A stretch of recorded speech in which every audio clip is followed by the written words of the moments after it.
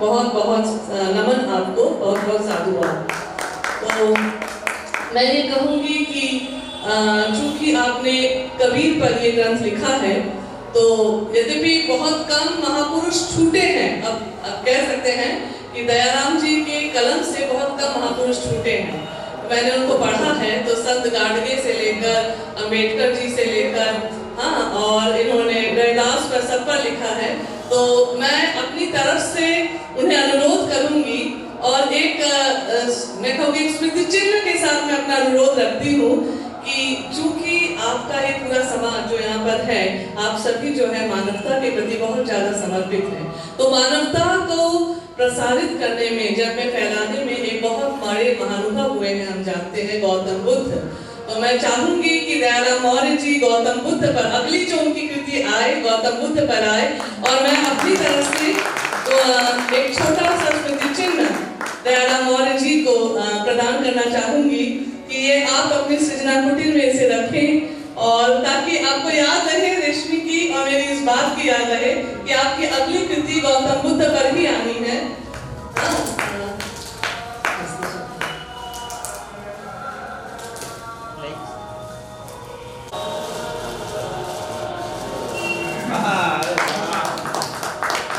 ये मेरी तरफ से और डॉक्टर सोमेंद्र कुमार पांडा की तरफ से मौर्य जी को ये छोटी सी भेंट है, और उनकी सृजनात्मकता इसी तरह जीवित रहे। और अगली कृति हम आशा करते हैं कि गौतम बुद्ध पर बहुत जल्दी मौर्य जी के कलम से हम सबको मिलेगी, सबको भेंट मिलेगी। साथ ही उत्तरीय देकर यहाँ पर मौजूद दोनों विद्वानों को, और रत्न जी और मिलन जी को मेरी तरफ से हाँ विशेषकर मैं यहाँ पर अनुरोध करूंगी। आनंद मोहन ओझा जी कहाँ गए? कहाँ? बिजली की तरह आते हैं जाते हैं। आनंद मोहन ओझा जी चलिए, कहाँ एब्सेंट हो जा रहे हैं आज? जनरेटर वाले भी गायब हो जाते हैं। ओझा जी को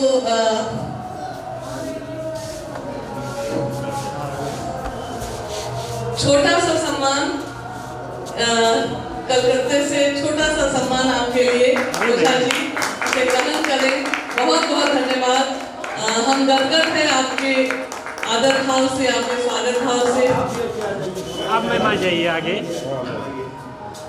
बहुत बहुत धन्यवाद ओझा जी, हम हमेशा आपको याद रखेंगे, हम चाहेंगे आप भी हमें याद रखें। और मिलन जी को कि मिलन जी जो है वो मिलन कराते हैं, तो कोलकाता और उत्तर प्रदेश का मिलन कराने में मिलन जी का बहुत बड़ा योगदान है। मैम आइए। आप जरिया बने हैं हम सबके मिलने का, आप जरिया बने हैं मिलन जी हम सबके मिलने का। तो थोड़ा छोटा सा एक, ताकि इस पल को हम भी यादगार बना सके। बाकी स्वागत कोलकाता आने पर होगा। तो दिनकर की चार पंक्तियां मैं आपको समर्पित करूंगी।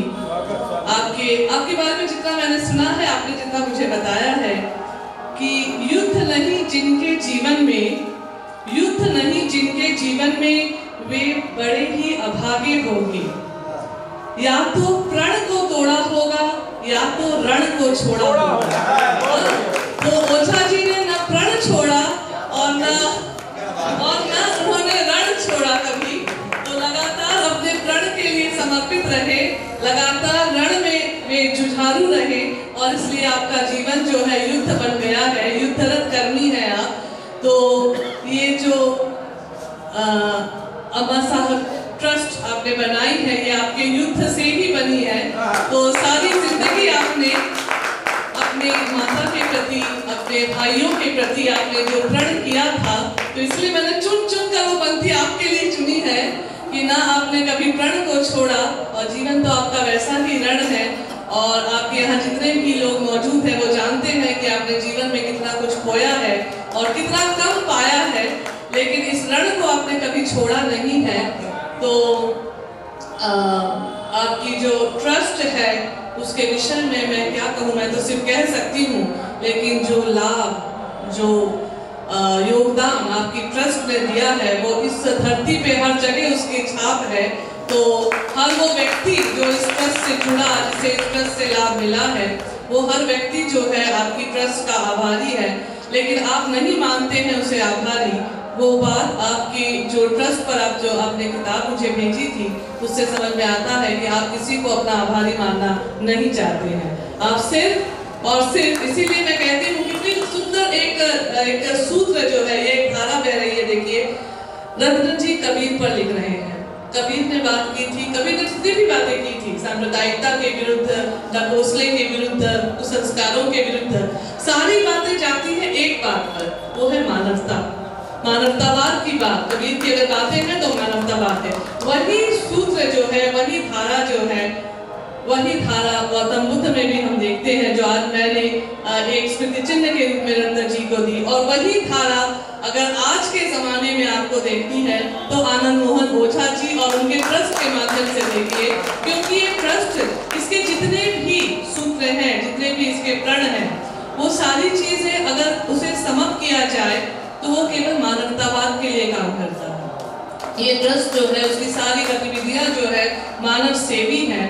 तीन बातें मुझे बहुत महत्वपूर्ण लगी है, मुझे भी सारी बातें महत्वपूर्ण हैं, लेकिन ट्रस्ट के विषय में मैं तीन बातें जरूर कहूंगी कि ओझा जी ये समझ रहे हैं कि अगर हमें जिंदा रखना है, अगर हमें जिंदा रहना है तो पेड़ों को जिंदा रखना होगा। तो पर्यावरण के प्रति ये जागरूकता, आप शर्त लगाते हैं, कौन सी शर्त लगाते हैं कि अगर आप मेरी पेंशन मैं आपको दे रहा हूँ, पेंशन के विनिमय में मैं चाह रहा हूँ कि आप पेड़ लगाएं।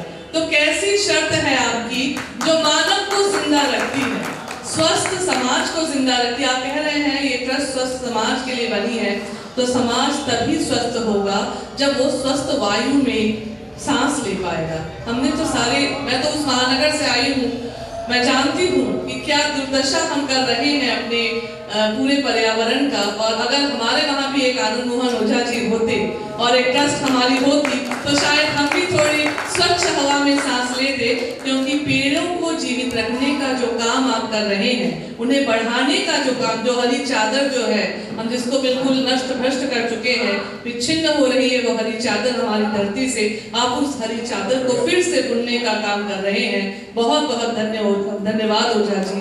अगली बात मैं कहूंगी, एक बात आपने लिखी है, अगर मैं नजदीक से समझ पाई हूँ, कि जो व्यक्ति मेहनत नहीं करता है मैं उसे अपने ट्रस्ट की सुविधा नहीं देना चाहता हूँ। तो देखिए, जैसे आप स्वयं कर्मठ हैं, जैसे आप स्वयं जुझारू हैं, यही बात आप कह रहे हैं। आप चाहते हैं कि मैं वैसे समाज की स्थापना करूं जिसमें सारे व्यक्ति कर्मठ हों, जो पेंशन जीवी नहीं हो, पेंशन भोगी।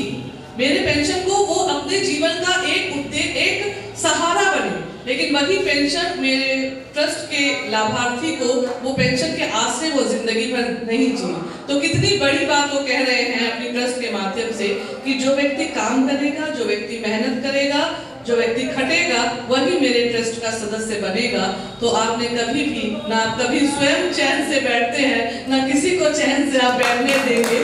आप कहते हैं, यहाँ पर भी देखिए, हम सब जो है बैठे थे, उठ रहे थे और बैठ रहे थे, एक व्यक्ति जो है वो दौड़ रहे थे, वो लगातार दौड़ रहे थे। तो आप अपनी कर्मठता से, अपने जुझारूपन से आपने अपने ट्रस्ट को सफल बनाया है, आनंद देने के लिए। वो तो मुझे कहना ही है कि आपका नाम जो है, मैं सोच रही थी कि वो आनंद मोहन तो है, लेकिन ये मोहन जो है ये बांसुरी वाले मोहन नहीं है, ये शंखधारी कृष्ण है, ये शंखधारी मोहन है। इन्होंने युद्ध किया है, ये युद्ध का ही संदेश देते हैं मानवता के लिए। तो ये वो मोहन है जिन्होंने जो है कुरुक्षेत्र में जो खड़े हुए थे, ये ब्रजवासी मोहन नहीं है, मुझे ऐसा लगता है। यद्यपि आपके माता पिता ने आपका नाम मोहन दिया था शायद बांसुरी वाले के नाम से, लेकिन आपने वो कर्म से बदल दिया है। रणछोड़ दास तो नहीं है, मैंने पहले ही कह दिया है वो। ठीक है, अगली बात मैं कहना चाहूंगी कि आप केवल मानवता की बात जब आप करते हैं, बहुत अच्छा लगता है ये संगीत महाविद्यालय देखकर, कि केवल समाज को स्वस्थ रखना पेड़ों के माध्यम से, कर्मठता के माध्यम से नहीं, बल्कि साहित्य और संस्कृति के माध्यम से। आपकी जो संस्था है, ये जो शारदा संगीत महाविद्यालय है, क्योंकि माँ शारदा से जो व्यक्ति जुड़ता है, जो बच्चे जुड़ते हैं, वो केवल संगीत से नहीं, संगीत तो एक माध्यम है, वो विद्या से जुड़ते हैं, वो जीवन में पढ़ने के लिए, पढ़ाने के लिए। और हम जानते हैं कि पढ़ाई जो है वो लड़ाई है, जो पढ़ता है वो लड़ता है, जो नहीं पढ़ता है वो लड़ भी नहीं पाता है। तो आपने जो है इन बच्चों को, इन विद्यार्थियों को इस शारदा महाविद्यालय से जोड़कर उन्हें बताया है कि पढ़ाई, संगीत, वीणा, ये सारे जो सांस्कृतिक कार्यक्रम हैं, वो सब आपको कहीं ना कहीं आपके भीतर के योद्धा को जीवित रखने के लिए आप ये कर्म कर रहे हैं। अगली बात मैं कहना चाहूंगी कि हमारे सबके बीच एक ऐसे साहित्यकार मौजूद हैं जो साल के शुरू से जिन्हें सम्मानित किया जाता है साल के आखिर तक, हमारे मिलन जी। खुशी होगी आपको जानकर कि जनवरी के 5 तारीख को मिलन जी को राजस्थान में उन्हें आमंत्रित किया जा रहा है बाल साहित्यकार के रूप में। और उन्हें, आपने मुझे बताया नहीं, मैंने जान लिया है, हाँ मैंने जान लिया है फेसबुक के माध्यम से कि मिलन जी को राजस्थान बुलाया जा रहा है, आमंत्रित किया जा रहा है, उन्हें सम्मानित किया जा रहा है। तो देखिए, साल के आखिर में भी सम्मानित हो रहे हैं, आज साल का आरंभ भी जो है वो सम्मान से कर रहे हैं। लेकिन ये सम्मान अतिशयोक्ति नहीं है मिलन जी के लिए, वो काम कितना ही करते हैं। मिलन जी, मैं कहूंगी कि मेरे रत्न जी और मिलन जी में एक बहुत ही सौहार्दपूर्ण त्रिकोण बन गया है। कम से कम पिछले 3-4 साल में हमने 5 या 6 किताबें, हम तीनों एक साथ रहे हैं उस किताब में। हमने एक साथ जो है मिलन जी की 2 किताबें आई हैं, कालजयी प्रेम गीत, उसका संपादन किया है, उसमें रत्न जी थे, उसमें मैं भी थी। मैं तो बस जुड़ जाती हूँ बहाने से, रत्न जी अपनी योग्यता से जुड़ते हैं, वो गीतकार है, वो अपनी योग्यता से जुड़ते हैं, मैं तो बहाने से जुड़ती हूँ और एकदम फ्रंट पेज पर आ जाती हूँ, ये मेरा स्वार्थ है। हाँ, मैं आखिर में खुदती हूँ, बस सब कुछ सज जाता है, सब कुछ बन जाता है समा, मिलन जी सब कुछ लिख लेते हैं, तब मैं आखिर में उन्हें फोन करती हूँ, कुछ लिख रहे हैं, हाँ डॉक्टर साहब आप कुछ लिखेंगी, आइए, वो जोड़ देते हैं, मैं प्रस्तावना लिख देती हूँ, फ्रंट पेज पर मैं आ जाती हूँ और मेरा स्वार्थ पूरा हो जाता है। लेकिन मिलन जी, इसके अलावा भी हमने कमलेश जी, शिव साधन कमलेश जी की किताब में भी हम तीनों थे, आपने भी लिखा था, इन्होंने भी लिखा था, मैंने भी लिखा था। और बड़ी खुशी के साथ कहूंगी कि पिछले माह दिल्ली साहित्य अकादमी में जो समारोह हुआ था, वहां पर मिलन जी भी थे, उनका सम्मान हुआ, रत्न जी थे, उनका सम्मान हुआ, और मैं भी इसी बहाने इनकी पिछलग्गू होकर मैं भी चली गई थी। तो मैं तो पिछलग्गू हूँ, इनसे बहुत छोटी हूँ, बहुत कम काम किया है, सीखती हूँ इनसे, तो मैं भी इनकी पिछलग्गू बनकर मैं भी चली गई थी वहां पर, और सम्मान मैंने भी बटोर लिया था वहां पर। तो इसीलिए मिलन जी ने हम तीनों का एक अच्छा त्रिकोण बनाया है कि जब भी हम लोग काम करते हैं, तीनों किसी न किसी बहाने उस किताब में, किसी न किसी किताब में जुड़ जाते हैं। उसी तरह से रत्न जी की जब भी किताब आती है, उसमें मिलन जी भी आ जाते हैं और मैं भी उसमें जुड़ जाती हूँ। तो ये जुड़ना, ये मिलना, ये मिलन जी के कारण होता है। वो उनका हमेशा है कि वो सबको साथ लेकर चलना पसंद करते हैं। जब भी कोई किताब आती है, वो बहुत लोगों को फोन करते हैं और चाहते हैं कि कुछ ना कुछ उनसे आए, उनका नाम आए, उनकी मौजूदगी हो किताब में। और ये मिलन जी का श्रेय है कि उन्होंने बहुत सारे उत्तर प्रदेश के लेखकों को मुझसे मिलाया। और मैं यही कहूंगी कि वो सारे लेखक जो हैं वो आपके माध्यम से मुझ तक आए हैं, तो आप हमेशा ही जो है एक और सेतु पुरुष के रूप में आपने हमेशा अपनी भूमिका निभाई है। तो एक बात मैं अंत में कहूंगी कि आप लोग विडंबना में डाल देते हैं। कैसी विडंबना? पिछली बार जब मैं प्रतापगढ़ आई थी और ओझा जी सोच रहे हैं, ये भी ओझा जी का ही कमाल है, इतने गेंदे की मालाएं आपने चढ़ाई थी। जब फोटो वहां गई तो मुझे कुछ लोगों ने पूछा, क्या तुम इलेक्शन में खड़ी हुई थी उत्तर प्रदेश में? अब मैं सोच रही हूँ कि इस बार क्या पूछेंगे। हाँ, तो ये जो आप पूरा चढ़ा देते हैं सिर तक, तो इस बिल्कुल एकदम उन्होंने पूछा तो कोई इलेक्शन वगैरह जीता था, गर्मियों का सीजन था, थोड़ी छुट्टियां भी थी उस समय, तो उन्होंने कहा था इस बार पूछेंगे कि दिसंबर में जाकर कौन सा इलेक्शन वहां पर जीत कर आई, जो इतनी बाकी चीजें देखिए, बंगाल है, कलकत्ता वासी है, तो हिंदी से थोड़ा बहुत क्लोज तो वो लोग है नहीं, बहुत ज्यादा चीजें पढ़ते नहीं, लेकिन माला सबकी आंखों में आती है। और आपने जो इस बार कमाल किया है मैं नहीं जानती हूँ, मुझे जवाब भी आप देकर दीजिएगा ताकि मैं वहां जाकर जवाब दे सकूं कि इतनी मालाएं सिर से यहाँ तक क्यों आई थी, वो भी गुलाब की मालाएं। हाँ, तो क्यों आई थी ये मुझे आप जवाब बिल्कुल दे दीजिएगा। तो इन्हीं शब्दों के साथ मैं बहुत बहुत धन्यवाद कहूंगी उन सभी व्यक्तियों का जो इस सृजना साहित्य संस्था से जुड़े हुए हैं। मैं बिल्कुल आदर सहित जो है राधे श्याम जी का नाम लूंगी, लखन प्रताप गढ़ी जी का नाम लूंगी, अनिल कुमार जी का नाम लूंगी, श्रीनाथ मौर्य जी, काकाश्री जी, प्रेम कुमार त्रिपाठी जी, यहाँ उमर वैश्य जी थे, आर्य जी हैं। तो आप लोगों को मैं पढ़ती भी हूँ, देखती तो हूँ ही, लेकिन मैं पढ़ती हूँ। अभी बीच में किताब आई थी उनकी, मौर्य जी की मन के अंकुर, उसमें मैंने आप में से कई लोगों को पढ़ा, आपकी कहानियां मैंने पढ़ी हैं, आप लोगों की कविताएं मैं पढ़ती हूँ। तो बहुत अच्छा लगता है कि साहित्य, संस्कृति, समाज से जुड़ा हुआ ये प्रतापगढ़ और यहाँ के ये विद्वज्जन मेरे लिए हमेशा आदर के स्थान पर रहेंगे, आदरणीय रहेंगे, सम्माननीय रहेंगे।